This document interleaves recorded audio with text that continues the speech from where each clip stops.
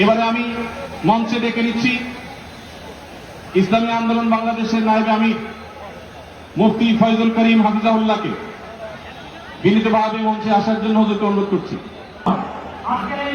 জনসভায় বাংলাদেশের সব ধর্মার শীর্ষ সম্মেলন তারা এসেছেন আমাদের সকলে আজকের এই সমাবেশ আমরা আপনারা